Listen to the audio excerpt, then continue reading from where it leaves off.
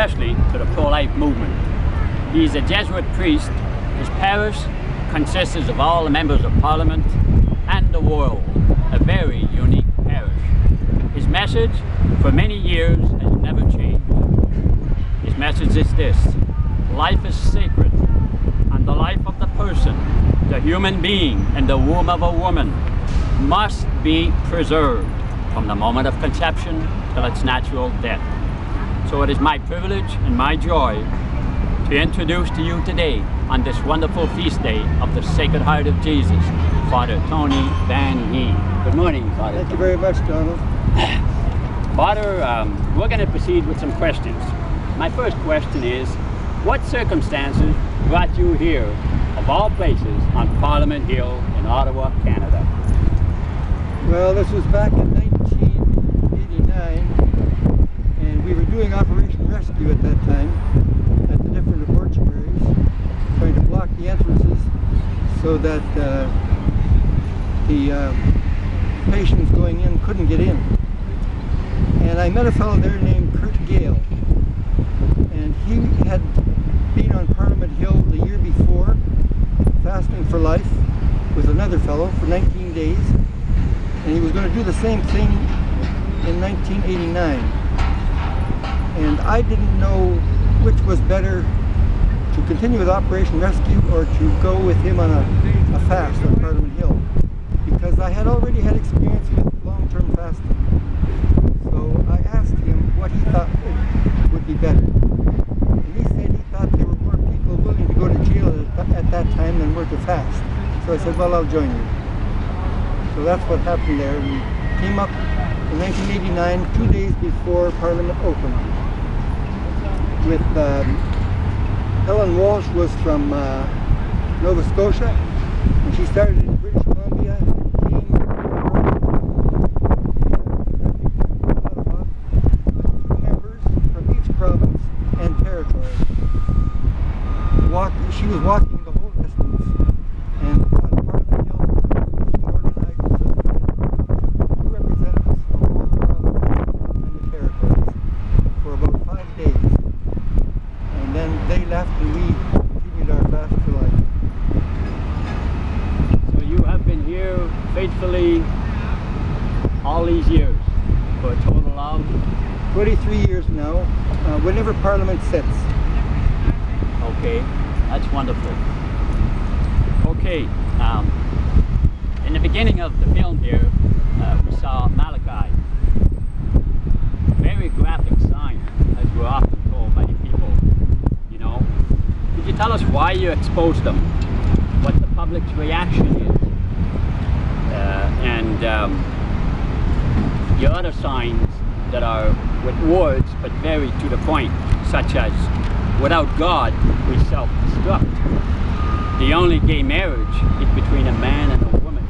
So could you tell us about the graphic signs and those wordings, your experience with that, and the purpose of that?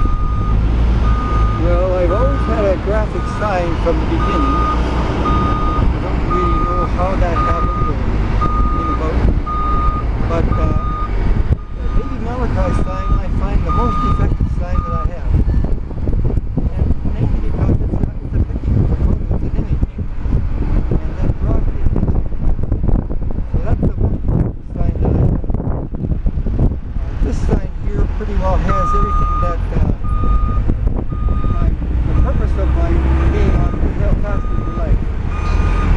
Trying to get people back to God, trying to show the unnaturalness of all of these sins. Euthanasia, abortion, contraception is right at the heart of it all. Promiscuity and sodomy. So that sign is pretty well indicative of everything that's my purpose on the Hill. Yeah, it represents the culture of death here that we have in Canada. That's right. So real today in our face, you know. When women argue and they say, I have the right to choose, it's my body, I do what I want. What's your answer to that? Well, it's not her body. They have a different child could have a different blood type and have a different gender. So it's not her body. That's all I can tell them. It's not her body. Okay. That leads us to the fact that there's no law in Canada to protect the unborn child.